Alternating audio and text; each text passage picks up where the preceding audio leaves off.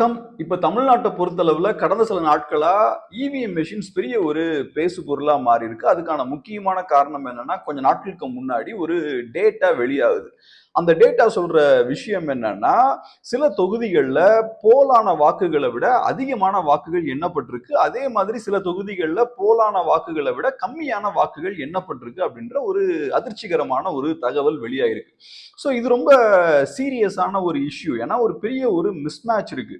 போலான வாக்குகளும் எண்ணப்பட்ட வாக்குகளும் டேலி ஆகல. ஸோ இது ஒரு பெரிய ப்ராப்ளம். ஸோ இப்ப இதை யூஸ் பண்ணி இதை ஒரு பேஸா வச்சு நிறைய ஆர்கியூமெண்ட்ஸை நிறைய பேர் முன்வைக்கிறாங்க. சில சொல்ற விஷயம் என்னன்னா, இவிஎம் மெஷின்ஸ் அவங்க ஹேக் பண்ணிட்டாங்க, இல்லைன்னா இவிஎம் மெஷின்ஸை மேனிப்புலேட் பண்ணிட்டாங்க. அப்படி இவிஎம் மெஷினை மேனிப்புலேட் பண்ணி தான் பாஜக நிறைய சீட்ஸ் வின் பண்ணியிருக்காங்க. ஸோ இது ஒரு கல்லாட்டம் அப்படின்ற மாதிரிலாம் நிறைய பேர் சொல்றாங்க. சில பேர் இல்ல இவிஎம் மிஷின்ஸ் அது கரெக்டா தான் ஃபங்க்ஷன் ஆகுது அப்படின்ற மாதிரியும் சொல்றாங்க. ஸோ இப்போ முக்கியமான ஒரு கேள்வி என்னன்னா, இவிஎம் மெஷின்ஸை ஹேக் பண்ண முடியுமா அப்படின்ற ஒரு கேள்வி இருக்கு. இதே கேள்வியை கரண் தாப்பர் அவர்கள் டூலிப் நிறுவனத்தோட முன்னாள் சிஇஓ மாதவ் தேஷ்பாண்டே கிட்ட இந்த கேள்வியை கேட்கிறாரு. அதுக்கு மாதவ் தேஷ்பாண்டே ரொம்ப ஸ்ட்ரைட்டா சொல்லக்கூடிய விஷயம் என்னன்னா, இவிஎம் மெஷின்ஸை ஹேக் பண்ண முடியாது, பட் இவிஎம் மெஷின்ஸை நினைத்தால் மேனிப்புலேட் பண்ண முடியும் அப்படின்ற மாதிரி சொல்றாரு. ஸோ ஃபர்ஸ்ட் விஷயம் நமக்கு கிளியரா புரியுது. ஹேக் பண்ண முடியாது அப்படின்ற விஷயம் நம்ம எல்லாருக்குமே தெரியும். ஏன்னா இவிஎம் மெஷின்ஸ் வந்து stand alone device. EVM machine ப்ளூடூத்தோடையோ வைஃபையோடையோ இன்டர்நெட்டோடையோ கனெக்ட் ஆகிருக்காது. ஸோ அந்த வகையில் இவிஎம் மெஷின்ஸை ஹேக் பண்ண முடியாது. பட் இவர் என்ன சொல்றாருன்னா, இவிஎம் மெஷின்ஸை நினைத்தால் நம்ம மேனிப்புலேட் பண்ணலாம் அப்படின்ற மாதிரி சொல்றாரு. ஸோ அதுல சில தில்லுமுள்ளு வேலைகள்லாம் பார்த்து நமக்கு ஏற்ற மாதிரி நம்ம அதிகமான வாக்குகள் பெறக்கூடிய விஷயங்களை இந்த இவிஎம் மெஷின்ஸை யூஸ் பண்ணி பண்ணலாம். அதுக்கான வாய்ப்பு இருக்கு அப்படின்ற விஷயத்த அவரு ரொம்ப தெளிவா சொல்றாரு. ஸோ அவரை பொறுத்தளவுல எலெக்ஷன்ஸ்ல இவிஎம் மோசடி நடந்திருக்குன்னு அவர் சொல்லல, பட் அதுக்கான ஸ்பேஸ் அங்க இருக்கு. இவிஎம் மெஷின்ஸ்ல சில பலவீனமான வீக் ஸ்பாட்ஸ் இருக்கு. அந்த வீக் ஸ்பாட்ஸை சில பேர் யூஸ் பண்ணி அவங்களுக்கு தேவையான அதிக வாக்குகளை பெறுவதற்கான ஒரு வாய்ப்பு அங்க இருக்கு அப்படின்ற ஒரு விஷயத்த அவரு சொல்றாரு. அவர் சொல்றதை வச்சு பார்க்கும்போது ரொம்ப ஆச்சரியமான ஒரு விஷயம் என்னன்னா, இவிஎம் மெஷின்ஸை மேனிப்புலேட் பண்றது ரொம்ப ஈஸி அப்படின்ற மாதிரி தான் தோணுது. ஸோ இதுதான் நமக்கு ரொம்ப ஆச்சரியமா இருக்கு. ஏன்னா நம்ம கோடிக்கணக்கான மக்கள் வாக்களிக்கிறோம் இந்த இவிஎம் மெஷின்ஸை யூஸ் பண்ணி. அப்படி இருக்கும்போது இந்த இவிஎம் மெஷின்ஸை மேனிப்புலேட் பண்றது ரொம்ப சுலபமான ஒரு விஷயம் அப்படின்ற மாதிரி தான் அவர் சொல்றதை வச்சு பார்க்கும்போது தெரியுது. ஸோ அவர் என்ன சொல்றாருன்னா, இவிஎம் மெஷின்ஸை பொறுத்தளவுல அதுல ஒரு பெரிய ஒரு வீக் ஸ்பாட் இருக்கு அப்படின்ற மாதிரி சொல்றாரு. ஸோ ஃபர்ஸ்ட் அந்த விஷயத்தை பார்ப்போம். முதல்ல இவிஎம் மெஷின்ஸை பொறுத்தளவுல 3 யூனிட்ஸ் இருக்கு. ஒன்னு பேலட் யூனிட், ரெண்டாவது கண்ட்ரோல் யூனிட், மூணாவது விவிபேட். இப்ப பேலட் யூனிட்டை பொறுத்தளவுல நம்ம எல்லாருக்கும் தெரியும், அந்த பேலட் யூனிட்ல தான் நம்ம வாக்கு செலுத்துறோம். அந்த பட்டனை வந்து நம்ம அங்க பிரஸ் பண்றோம். அதுக்கப்புறம் நம்ம எந்த கட்சிக்கு வாக்களிச்சிருக்கோமோ அந்த இன்ஃபர்மேஷன் அடுத்தது விவிபேடுக்கு போகுது. விவிபேட்ல அந்த நம்ம எந்த கட்சிக்கு வாக்களிச்சிருக்கோமோ அந்த சிம்பலை நம்ம பார்க்கிறோம். அதுக்கப்புறம் விவிபேட்ல இருந்து அந்த நம்ம எந்த கட்சிக்கு வாக்களிச்சோமோ அந்த ஓட் வந்து அடுத்தது இங்க போகுது, கண்ட்ரோல் யூனிட்டுக்கு போகுது. கண்ட்ரோல் யூனிட்ல அது ஸ்டோர் ஆயிருக்கு. இப்ப இந்த சிஸ்டமை பொறுத்தளவுல தேஷ்பாண்டே என்ன சொல்றாருன்னா, விவிபேட் தான் இந்த மொத்தமா இருக்கக்கூடிய சிஸ்டம்லயே ஒரு வீக் ஸ்பாட் அப்படின்ற மாதிரி சொல்றாரு. விவிபேட் தான் இங்க பிரச்சனை அப்படின்ற மாதிரி அவரு சொல்றாரு. இது ரொம்ப ஆச்சரியமான ஒரு விஷயம். ஏன்னா நம்ம பத்திரிகையாளர்கள் பேசக்கூடிய நிறைய பேட்டிகள்லாம் நம்ம கேட்டிருப்போம். அதுல அவங்க எல்லாம் சொல்ற விஷயம் என்னன்னா, விவிபேட் தான் ரொம்ப அவசியம். சோ நம்ம யாருக்கு வாக்களிச்சிருக்கோம் அப்படின்ற அந்த கிளாரிபிகேஷன் நம்ம விவிபேடை பார்த்தா தான் கிடைக்கும் அப்படின்ற ஒரு விஷயத்த சொல்றாங்க. பட் இவர் என்ன சொல்றாருன்னா, இந்த மொத்த சிஸ்டத்திலேயே விவிபேட் தான் பிரச்சனை அப்படின்ற ஒரு விஷயத்த அவரு ரொம்ப சயின்டிபிக்கா சொல்றாரு. அவர் ஏன் அதை சொல்றாருன்னு பார்த்தோம்னா, நம்ம செலுத்தக்கூடிய வாக்கு டைரக்டா கண்ட்ரோல் யூனிட்டுக்கு போக மாட்டேங்குது, விவிபேட் வழியா அது கண்ட்ரோல் யூனிட்டுக்கு அது போகுது.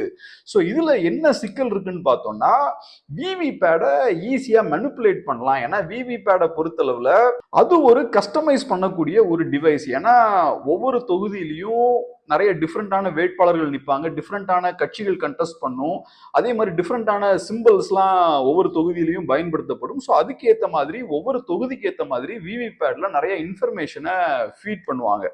பட் மற்ற 2 யூனிட்ஸ் இருக்கு இல்லையா, கண்ட்ரோல் யூனிட்டும் பேலட் யூனிட்டும் இருக்கு இல்லையா, அந்த 2 யூனிட்ஸையும் கஸ்டமைஸ் பண்ண வேண்டிய தேவை இல்லை. ஸோ அந்த வகையில விவிபேட்ஸை மேனிப்புலேட் பண்றது ரொம்ப ஈஸி அப்படின்ற மாதிரி அவரு சொல்றாரு. ஏன்னா இப்ப இன்ஃபர்மேஷன் உள்ள ஃபீட் பண்றாங்க இல்லையா விவிபேட்ல, அப்படி இன்ஃபர்மேஷன் ஃபீட் பண்ணும்போது சில குறிப்பிட்ட எக்ஸ்ட்ரா இன்ஃபர்மேஷனை உள்ள ஃபீட் பண்ணா விவிபேட் பிஹேவ் பண்ணக்கூடிய அந்த விதம் இருக்கு இல்லையா, அதை நம்ம மாத்த முடியும் அப்படின்ற மாதிரி அவரு சொல்றாரு. குறிப்பா இப்ப எக்ஸ்ட்ரா ஒரு ஆஸ்ட்ரிக் சிம்பிள் மட்டும் ஆட் பண்றோம்னா, ஒரு ஸ்டார் சிம்பிள் இருக்கு இல்லையா, அதை மட்டும் அந்த டேட்டால எக்ஸ்ட்ரா நம்ம ஆட் பண்ணி ஃபீட் பண்றோம்னா இவிஎம் மெஷின்ஸ் பிஹேவ் பண்ணக்கூடிய அந்த பேட்டர்னையே மாத்த முடியும். விழக்கூடிய வாக்குகள்ல ஒவ்வொரு 5வது வாக்கும் இல்லைன்னா ஒவ்வொரு 7வது ஒவ்வொரு 9வது வாக்கோ ஒரு குறிப்பிட்ட கட்சிக்கு போற மாதிரி நம்ம மாத்த முடியும் அப்படின்ற ஒரு பாயிண்ட் அவரு சொல்றாரு. இதை சொல்லிட்டு அவர் சொல்லக்கூடிய இன்னொரு விஷயம் என்னன்னா, இப்ப இந்த டேட்டாவெல்லாம் ஃபீட் பண்றது யாருன்னா எலெக்ஷன் கமிஷன் ஆபீசர்ஸ் வந்து இந்த டேட்டாவெல்லாம் அவங்க விவிபேட்ல அவங்க ஃபீட் பண்றாங்க. இந்த ஆபீசர்ஸை பொறுத்தளவுல எலெக்ஷன் கமிஷன் வெப்சைட்ல இருந்து இந்த டேட்டாவெல்லாம் டவுன்லோட் பண்றாங்க. அப்புறம் லேப்டாப்ஸை யூஸ் பண்ணி இந்த இன்ஃபர்மேஷன் அவங்க விவிபேட்ல அவங்க அப்லோட் பண்றாங்க. ஸோ இந்த ஆபீசர்ஸை பொறுத்தளவுல என்ன மாதிரி தகவல்களை நம்ம டவுன்லோட் பண்றோம், என்ன மாதிரியான இன்ஃபர்மேஷனை நம்ம அப்லோட் பண்றோம் அப்படின்ற புரிதல் அவங்களுக்கு இருக்காது. ஸோ இப்போ எக்ஸ்ட்ரா சில டேட்டா சில இன்ஃபர்மேஷனை இந்த டாக்குமெண்ட்ஸ்ல ஆட் பண்ணாலும் அவங்களுக்கு அந்த விஷயம் தெரியாது. ஸோ அவங்கள மீறி சில இந்த மாதிரியான சில எக்ஸ்ட்ரா விஷயங்களை ஃபிட்டிங்ஸை உள்ள ஆட் பண்றதுக்கான ஒரு வாய்ப்பு இருக்கு. ஸோ அந்த ஒரு வீக் ஸ்பாட் இந்த விவிபேட்ல இருக்கு அப்படின்ற ஒரு பாயிண்ட் அவர் சொல்றாரு. ஸோ ஆக்சுவலா அவர் சொல்லக்கூடிய விஷயம் என்னன்னா, நீங்க காலையில எந்திரிச்சு ஒரு போலிங் பூத்துக்கு போய் உங்க வாக்கை செலுத்துறீங்க, ஒரு பட்டனை பிரஸ் பண்றீங்க, ஸ்கூட்டர் சின்னத்துக்கு நீங்க ஓட் போடுறீங்கன்னு நம்ம வச்சுப்போம். ஸோ அதுக்கப்புறம் நீங்க பட்டனை பிரஸ் பண்ணதுக்கு அப்புறம் விவிபேட்ல பாக்குறீங்க, அதே ஸ்கூட்டர் சின்னம் தெரியுது, அதுக்கப்புறம் சந்தோஷமா வீட்டுக்கு திரும்பி வந்துடுறீங்க. ஓகே, நம்ம கடமையை செஞ்சுட்டோம், ஓட் போட்டோம் வந்து கிளம்பி வந்துடுறீங்க. பட் அதுக்கப்புறம் விவிபேட்ல இருந்து அந்த இன்ஃபர்மேஷன் கண்ட்ரோல் யூனிட்டுக்கு போகுது இல்லையா, அங்க மாற்றங்கள் நடக்கிறதுக்கான வாய்ப்பு இருக்கு அப்படின்ற விஷயத்த சொல்றாரு. நீங்க ஸ்கூட்டர் சின்னத்துக்கு வாக்களித்திருந்தாலும் அது கார் சின்னத்துக்கு போறதுக்கான வாய்ப்பு இருக்கு. ஏன்னா விவிபேட்ல இருந்து அந்த இன்ஃபர்மேஷன் அடுத்தது கண்ட்ரோல் யூனிட்டுக்கு போகுது இல்லையா, அங்க சில மாற்றங்கள் கோளாறுகளை பண்ண முடியும், அதுக்கான வாய்ப்புகள் இருக்கு அப்படின்ற விஷயத்த அவரு தெளிவா சொல்றாரு. இதை சொல்றது மட்டும் இல்லாம இந்த பிரச்சனைகள் எல்லாம் பாயிண்ட் அவுட் பண்ணி காட்டுறதோட நிறுத்திக்காம அவர் என்ன பண்றாருன்னா, மாதவ் தேஷ்பாண்டே இதுக்கான சொல்யூஷன் தீர்வையும் அவரு கொடுக்கிறாரு. அவர் என்ன சொல்றாருன்னா, விவிபேட சென்டர்ல வைக்காதீங்க அப்படின்ற விஷயத்த சொல்றாரு. சோ இப்ப இருக்க சிஸ்டம் என்னன்னா, ஃபர்ஸ்ட் நம்ம பேலட் யூனிட் யூஸ் பண்ணி ஓட் பண்றோம், அதுக்கப்புறம் விவிபேட் போகுது, அதுக்கப்புறம் கண்ட்ரோல் யூனிட் போகுது இல்லையா. அப்படி இல்லாம பேலட் யூனிட் நடுவுல வைங்க. அதுக்கப்புறம் இப்போ ஒரு ஓட் நம்ம ஒரு கட்சிக்கு நம்ம வாக்கு செலுத்துறோம்னா அட் அ டைம்ல விவிபேடுக்கும் கண்ட்ரோல் யூனிட்டுக்கும் அந்த இன்ஃபர்மேஷன் போற மாதிரி செட் பண்ணுங்க அப்படின்ற ஒரு விஷயத்த சொல்றாரு. ஸோ இந்த மாதிரி கொஞ்சம் ரீஅரேஞ்ச் பண்ணோம்னா இந்த பிரச்சனையை நம்ம சால்வ் பண்ணிடலாம் அப்படின்ற மாதிரி அவரு சொல்றாரு. இது போக தேஷ்பாண்டே அவர்கள் இன்னும் ரொம்ப முக்கியமான ஒரு பாயிண்டையும் சொல்றாரு. அவர் என்ன சொல்றாருன்னா, இந்த சிஸ்டம் இருக்கு இல்லையா, இப்ப இருக்கக்கூடிய இந்த சிஸ்டம் வந்து ஏதோ ஒரு வகையில நம்ம கான்ஸ்டிடியூஷனை மீறி செயல்படுது அப்படின்ற ஒரு விஷயத்தையும் சொல்றாரு. ஏன்னா இந்தியாவில் இருக்கக்கூடிய ஒவ்வொரு சிட்டிசனுக்கும் வாக்களிக்கக்கூடிய உரிமை இருக்கு. அந்த வகையில இப்போ ஒரு போலிங் பூத்துக்கு போய் நான் வாக்குச்சீட்டு முறைப்படி நான் வாக்களிக்கிறேன்னா நான் என் கையால பேலட் பாக்ஸ்ல என்னோட ஓட்டை வந்து நான் டிராப் பண்ணுவேன். ஸோ இது டைரக்டா ஓட் பண்ணக்கூடிய அந்த உரிமை வந்து இங்க இருக்கக்கூடிய ஒவ்வொரு சிட்டிசனுக்கும் இருக்கு.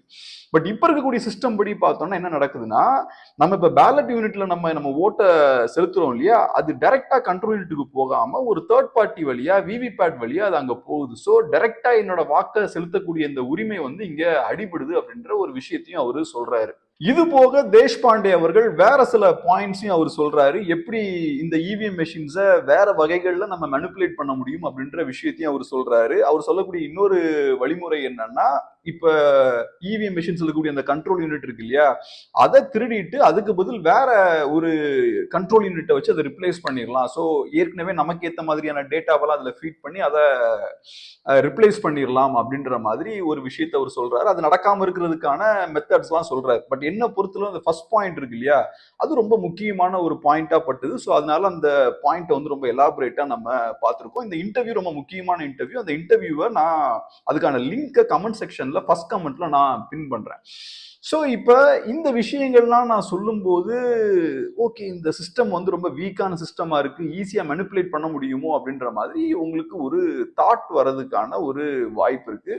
பட் என்ன பொறுத்தளவுல மேனிபுலேட் பண்றாங்களா பண்ணலையா அப்படின்ற விஷயம் கண்டிப்பா எனக்கு தெரியாது. ஏன்னா அதுக்கு பெரிய ஒரு இன்வெஸ்டிகேஷன் வேணும். அது யாராலையும் அதை சொல்ல முடியாது. நம்ம எலெக்ஷன் கமிஷன் தான் அந்த விஷயத்தை வந்து தெளிவுபடுத்தணும். பட் என்னோட ஒரு பேசிக்கான ஒரு அண்டர்ஸ்டாண்டிங் என்னன்னா, இந்தியா மாதிரியான ஒரு நாட்டுல நீங்க இந்த எலக்ஷன் சிஸ்டம் இருக்கு இல்லையா, இந்த ப்ராசஸ் இருக்கு இல்லையா, அதை பெருசா நீங்க ஏமாத்த முடியாது. இது ஏன் நான் ரொம்ப கான்பிடண்டா சொல்றேன்னா, உலகத்துல இருக்கக்கூடிய ஒவ்வொரு நாடுகளுக்கும் பார்த்தோம்னா ஒவ்வொரு கேரக்டர் இருக்கும். இப்ப ரஷ்யா மாதிரியான ஒரு நாடை நீங்க எடுத்துக்கிட்டீங்கன்னா, இந்த லாஸ்ட் ஒரு 100 இயர்ஸா ரஷ்யாவோட ஹிஸ்டரி நீங்க எடுத்துக்கிட்டீங்கன்னா, மெஜாரிட்டியான காலகட்டங்கள் பார்த்தோம்னா ரஷ்யா ஒரு சர்வாதிகார நாடா தான் இருந்திருக்கு. அதே போல இப்ப ஈரான் எடுத்துக்கிட்டீங்கன்னா, மோஸ்ட்லி ஈரான் பார்த்தோம்னா சர்வாதிகார நாடா தான் இருந்திருக்கு. நார்த் கொரியா சர்வாதிகார நாடா தான் இருந்திருக்கு. இதுக்கான காரணம் என்னன்னா, ஒவ்வொரு நாட்டுக்கும் ஒரு கேரக்டர் இருக்கும்.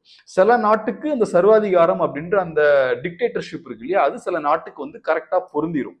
பட் இந்தியா மாதிரியான ஒரு நாடு எடுத்துக்கிட்டீங்கன்னா, இந்த லாஸ்ட் ஒரு 100 இயர் ஹிஸ்டரி நீங்க எடுத்து பார்த்தீங்கன்னா, மோஸ்ட்லி நம்ம டெமோக்ரஸியா தான் இருந்திருக்கும். ரொம்ப வைப்ரண்டான ஒரு டெமோக்ரஸியா நம்ம இருந்திருக்கோம். ஸோ இப்போ நீங்க எலெக்ஷன் மெஷின்ஸை யூஸ் பண்ணி எலெக்ஷன் ரிசல்ட்ஸை நீங்க மேனிப்புலேட் பண்ணாலும் மக்களை வந்து நீங்க ரொம்ப நாள் கண்ட்ரோல் பண்ணிட்டு இருக்க முடியாது. ஏன்னா மக்களோட விருப்பம் தான் எலெக்ஷன் ரிசல்ட்ஸ் வழியா வெளிப்படுது இல்லையா. ஸோ நீங்க எலெக்ஷன் ரிசல்ட்ஸை மட்டும் மாத்தினா மக்களோட மைண்டை வந்து நீங்க மாத்திர முடியாது. ஸோ கண்டினியூஸா நீங்க 2-3 தடவை இதை பண்ணீங்கன்னா மக்கள் ஆட்டோமேட்டிக்கா உங்களுக்கு எதிராக திரும்ப ஆரம்பிச்சிருவாங்க. ஸோ இது வந்து சஸ்டைனபிளா இது நடக்கிறதுக்கான வாய்ப்பே இல்லை. அந்த வகையில இது ஒரு செக்ஸ் அண்ட் பேலன்ஸா நான் இதை பாக்குறேன். இந்தியா மாதிரியான ஒரு நாட்டுல ஒரு வைப்ரண்டான ஒரு டெமோக்ரஸியில கோடிக்கணக்கான மக்கள் வாழக்கூடிய ஒரு நாட்டுல நீங்க மக்களோட விருப்பத்தை மீறி இவிஎம் மெஷின்ஸை யூஸ் பண்ணி எலெக்ஷன் ரிசல்ட்ஸை நீங்க கண்டினியூஸா ரொம்ப நாள் மேனிப்புலேட் பண்ண முடியாது. அப்படி பண்ணீங்கன்னா அது பேக் ஃபயர் ஆயிரும். பெரிய ஒரு ஆபத்துல போய் அது முடிஞ்சிடும். ஸோ நான் பெரிய லெவல் மேனிப்புலேஷன் நடக்குது அப்படின்ற விஷயத்த நான் நம்பல. பட் இருந்தாலும் நான் ஃபர்ஸ்டே சொன்னது போல இந்தியா ஒரு பெரிய ஒரு நாடு, லட்சக்கணக்கான இவிஎம் மெஷின்ஸை யூஸ் பண்றாங்க. ஸோ ஒவ்வொரு இடத்துலயும் என்ன நடக்குது அப்படின்ற விஷயம் நமக்கு தெரியாது. கரெக்டா ப்ராசஸ் ப்ரொசீஜர்லாம் ஃபாலோ பண்றாங்களா, இவிஎம் மெஷின்ஸ்லாம் கரெக்டா தான் இருக்கு அப்படின்ற விஷயங்கள்லாம் தெரியாது. ஸோ பர்சனலா என்னால சர்டிபிகேட்டும் கொடுக்க முடியாது. ஸோ அந்த வகையில சொல்ற ஒரே விஷயம் என்னன்னா, இன்கேஸ் இவிஎம் மேனிப்புலேஷன் நடக்குதுன்னா அது ஃபியூச்சர்ல பேராபத்துல போய் முடியும். அதை பண்ணக்கூடியவங்க வந்து பெரிய ஒரு பாதிப்பை பேக்லாஷ அவங்க ஃபேஸ் பண்ணுவாங்க. ஸோ அது நடந்திருக்காதுன்னு நம்ம எல்லாருமே நம்பிக்கும். இனி அடுத்த முக்கியமான ஒரு பாயிண்ட் என்னன்னா, எதிர்கட்சிகளால இந்த விஷயத்தை பத்தின ஒரு தெளிவான ஒரு கிளாரிட்டியை கண்டிப்பா கொடுக்க முடியும். இப்போ ஒரு தொகுதி எடுத்துப்போம். ஒரு தொகுதியில அந்த மக்களோட எண்ணம் என்னவா இருக்கு அப்படின்ற விஷயத்தை யாரால ஓரளவுக்கு கணிக்க முடியும்னா எதிர்கட்சிகளால கண்டிப்பா அவங்களால கணிக்க முடியும். ஸோ இப்ப அவங்கள பொறுத்தளவுல ஏதாவது ஒரு கட்சியில அவங்க இருப்பாங்க. ஸோ அவங்க கட்சிக்கு நிறைய தொண்டர்கள் இருப்பாங்க. ஸோ கிரவுண்ட்ல இருந்து நிறைய இன்ஃபர்மேஷன் அவங்க வந்துகிட்டே இருக்கும். இந்த தடவை நம்ம இந்த பகுதியிலாம் ஸ்ட்ராங்கா இருக்கும், மக்கள் நமக்கு சப்போர்ட் பண்றாங்க, இந்த தடவை நமக்கு இந்த அளவுக்கு ஓட்ஸ் வரும்ன்ற மாதிரிலாம் சர்வே எல்லாம் எடுத்து நல்ல டேட்டாலாம் அவங்க கையில வச்சிருப்பாங்க. So if in case EVM மெஷின்ஸை யூஸ் பண்ணி பாஜக ஜெயிக்கிறாங்கன்னா டெஃபினட்டா அதை எதிர்கட்சிகளால டெஃபினட்டா அதை சென்ஸ் பண்ண முடியும். இப்ப காங்கிரஸ் பார்ட்டினாலேயோ எஸ்பியாலேயோ பிஎஸ்பினாலேயோ டிஎம்கேனாலேயோ இந்த விஷயத்தை கரெக்டா சென்ஸ் பண்ண முடியும். ஏன்னா கிரவுண்ட்ல இருக்க சிச்சுவேஷன் என்ன அப்படின்ற விஷயம் அவங்களுக்கு தெரியும். அதை மீறி பிஜேபி ஏதோ ஒரு வகையில் அதிகமாக வாக்குகளை வாங்குறாங்கன்னா அவங்களுக்கு அதை கண்டிப்பா சென்ஸ் பண்ண முடியும். ஸோ இப்ப இருக்கக்கூடிய சூழல்ல இதை பத்தின தெளிவான ஒரு விளக்கத்தை கொடுக்கணும்னா அது எதிர்கட்சிகளால மட்டும்தான் முடியும். ஸோ இஃப் இன் கேஸ் அவங்க கிரவுண்ட்ல இருக்கக்கூடிய நிலவரம் வேறையா இருக்கு, பட் வரக்கூடிய ரிசல்ட்ஸ் வேற மாதிரி இருக்குன்னு அவங்க ஃபீல் பண்ணாங்கன்னா அவங்க டெஃபினட்டா வெளியில ஓப்பனா வந்து இந்த விஷயத்தை வந்து அவங்க பேசணும்.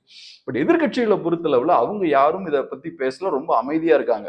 அது மட்டும் இல்லாம இன்னைக்கு எலெக்ஷன்ல கண்டெஸ்ட் பண்ணக்கூடிய ஒவ்வொரு கட்சியும் பார்த்தோம்னா கோடிக்கணக்கான பணத்தை இன்வெஸ்ட் பண்றாங்க. ஒரு ஒரு எம்பி சீட்ல கண்டெஸ்ட் பண்ணணும்னா 50 crores மேல அவங்க செலவழிக்கிறாங்க. செலவழிச்சுதான் அவங்க கடைசியில் அவங்க ஜெயிக்கிறாங்க. தோத்தாலும் ஜெயிச்சாலும் இவ்வளவு பணத்தை செலவழிக்கணும். ஸோ இப்போ இவிஎம் மெஷின்ஸ்ல பிரச்சனை இருக்குன்னா இவ்வளோ பெரிய பணத்தை ஏன் இன்வெஸ்ட் பண்றாங்க, ஏன் இவ்வளோ கஷ்டப்பட்டு ஒர்க் பண்றாங்க அப்படின்ற ஒரு கேள்வி இருக்கு. ஸோ என்னை பொறுத்தளவுல எதிர்கட்சிகளுக்கு பெரிய சந்தேகம் இருக்கிறதா எனக்கு தெரியல. ஏன்னா அப்படி சந்தேகம் இருக்குன்னா அவங்க கண்டிப்பா அந்த சந்தேகத்தை அவங்க எழுப்பியிருக்கலாம். ஸோ இப்போதைக்கு இந்த இஷ்யூவை யார் கையில் எடுத்து ரைஸ் பண்ணிட்டு இருக்காங்கன்னு பார்த்தோம்னா தமிழ்நாட்டில் இருக்கக்கூடிய நிறைய யூடியூபர்ஸ் இந்த இஷ்யூவை கையில் எடுத்து அவங்க பேசிட்டு இருக்காங்க. அவங்க புரிஞ்சுக்க வேண்டிய ஒரு முக்கியமான ஒரு விஷயம் என்னன்னா, மக்களுக்கு இப்ப இருக்கக்கூடிய இந்த சிஸ்டம் மேல நம்பிக்கை போயிருச்சுன்னா அவங்க போலிங் பூத்துக்கு வந்து அவங்க வாக்குகளை செலுத்த மாட்டாங்க. ஸோ இந்த தடவையே பார்த்தோம்னா ஓட்டர்ஸ் டர்ன் அவுட் பார்த்தோம்னா கொஞ்சம் கம்மியா இருக்கு. ஸோ அந்த வகையில மக்களுக்கு நம்ம ஓட் போட்டு பிரோஜனம் இல்லை, என்னதான் ஓட்டு போட்டாலும் பாஜக தான் வரப்போறாங்க, ஏன்னா இவிஎம் மிஷின்ஸ்ல கோளாறு இருக்கு அப்படின்ற ஒரு மைண்டுக்கு அவங்க வந்துட்டாங்கன்னா அவங்க வெளியே வந்து வாக்குகளை செலுத்த மாட்டாங்க. ஸோ கொஞ்சம் கவனமா நம்ம யோசிச்சு பேசணும். நம்ம யாருக்கு சப்போர்ட் பண்ணணும்னு நினைக்கிறோமோ அவங்களுக்கே கடைசியில எதிராக போய் முடிஞ்சிடும். ஸோ இப்ப இந்த இவிஎம் மிஷின்ஸ்லாம் சிக்கலா இருக்கு அப்படின்ற ஒரு கேம்பெயினை நம்ம ரன் பண்ணும்போது அது என்ன நடக்கும்னா அது பாஜகவுக்கு தான் ஃபேவரபிளா போய் முடியும். ஏன்னா ஆன்டி பாஜக ஓட்ஸ் பார்த்தோம்னா அவங்க வெளியே வந்து வாக்களிக்க வேண்டிய தேவை நமக்கு இல்லை, ஏன்னா இவிஎம் மிஷின்ஸ் மோசமா இருக்குன்ற மாதிரி அவங்க யோசிக்கிறதுக்கான வாய்ப்பு இருக்கு. ரெண்டாவது என்ன நடக்கும்னா மக்கள் அடுத்தது உங்ககிட்ட என்ன கேட்பாங்கன்னா, ஸோ இவிஎம் மிஷின் சரியில்லைன்னா என்ன, நீங்க இப்போ எலெக்ஷன்ஸை பாய்காட் பண்ணிட்டு ஸ்ட்ரைட்டா போய் ஸ்டேட்டோட சண்டை போடுங்க, சென்ட்ரல் கவர்மெண்டோட சண்டை போடுங்க, போராட்டங்கள் பண்ணுங்க அப்படின்ற ஒரு கோரிக்கையை அவங்க மேல வைக்க ஆரம்பிப்பாங்க. அடுத்தது அதுக்கான ஸ்ட்ரென்த் நம்ம கிட்ட இருக்கா அப்படின்ற ஒரு கேள்வி இருக்கு. ஏன்னா காங்கிரஸ் பார்ட்டி ஒரு காலத்துல அவங்க பெரிய போராட்டங்களை நடத்தின கட்சி, இந்தியாவுக்கு விடுதலை வாங்கி கொடுத்த கட்சி, இன்னைக்கு ஒரு வீரியமான ஒரு பெரிய ஒரு போராட்டத்தை கவர்மெண்ட்டுக்கு எதிராக காங்கிரஸ் பார்ட்டியால நடத்த முடியுமா, இல்ல இங்க இருக்கக்கூடிய மற்ற ஸ்டேட்ல இருக்கக்கூடிய பவர்ஃபுல்லான கட்சிகளா அந்த விஷயங்கள்லாம் பண்ண முடியுமா அப்படின்ற ஒரு கேள்வியெல்லாம் இருக்கு. ஏன்னா இப்ப இருக்கக்கூடிய கட்சிகளை பொறுத்தளவுல வாக்குகளை எப்படி வாங்கணும், எப்படி பணம் கொடுத்து வாக்குகளை வாங்கணும், எப்படி எலெக்ஷன் கேம்பெயினை ரன் பண்ணணும், ஸ்ட்ராட்டஜி எப்படி போடணும், எப்படி பிரசாந்த் கிஷோரை எப்படி யூஸ் பண்ணணும், இந்த விஷயங்கள் தான் அவங்களுக்கு தெரியுமே தவிர களத்துல இறங்கி போராடுறதெல்லாம் பல ஆண்டுகளுக்கு முன்னாடி பண்ண காரியம். இன்னைக்கு அந்த விஷயம்லாம் அவங்களால பண்ண முடியாது. இனி கடைசியா முடிக்கிறதுக்கு முன்னாடி இன்னும் ஒரே ஒரு பாயிண்ட்டை மட்டும் சொல்லி முடிச்சுக்கிறேன். நம்ம ஸ்டார்டிங்லயே பார்த்தது போல இப்ப இவிஎம் மிஷின்ஸ் மேல சந்தேகம் எழுந்ததுக்கான முக்கியமான காரணம் என்னன்னா ஒரு டேட்டா மிஸ்மேட்ச் இருக்கு. அது இந்த எலெக்ஷன் மட்டும் இல்ல, போன எலெக்ஷன்லயும் இந்த மாதிரியான டேட்டா மிஸ்மேட்ச் எல்லாம் இருந்தது. சோ அதை பேஸ் பண்ணி நிறைய பேர் கேள்வி கேட்கறாங்க, இந்த மாதிரி இவிஎம் மிஷின்ஸ்ல பிரச்சனை இருக்கும் அப்படின்ற மாதிரி கேட்கறாங்க. இதுல நம்ம கிளியரா புரிஞ்சுக்க வேண்டிய ஒரு விஷயம் என்னன்னா, இவிஎம் மிஷின்ஸை யூஸ் பண்ணி மேனிபுலேட் பண்ணி ஒரு கட்சி நிறைய வாக்குகள் வாங்குதுன்னா டேட்டா மிஸ்மேட்ச் எல்லாம் வராது. ஸோ டேட்டா எல்லாம் கரெக்டா மேட்ச் ஆகும். ஸோ இப்போ டேட்டா மிஸ்மேட்ச் அங்க இருக்குன்னா இது வேற ஏதோ ஒரு பிரச்சனை அப்படின்றதையும் நம்ம புரிஞ்சுக்கணும். அது என்ன பிரச்சனை அப்படின்றத கண்டுபிடிக்கிறதுக்கான முயற்சிகளில் ஈடுபடணும். குறிப்பா அதை வந்து எலெக்ஷன் கமிஷன் தான் அந்த விஷயத்த சொல்லணும். ஸோ இதுவும் ஒரு முக்கியமான பாயிண்ட், இதையும் நம்ம மைண்ட்ல வச்சுக்கணும். ஸோ இதோட இந்த வீடியோவை முடிச்சுப்போம். இந்த வீடியோ உங்களுக்கு யூஸ்ஃபுல்லா இருக்கும் நம்புறோம். டெஃபினட்டா உங்களோட வியூஸையும் கண்டிப்பா ஷேர் பண்ணுங்க. அதே போல சேனலை சப்ஸ்கிரைப் பண்ணவும் மறந்துடாதீங்க. ரொம்ப நன்றி.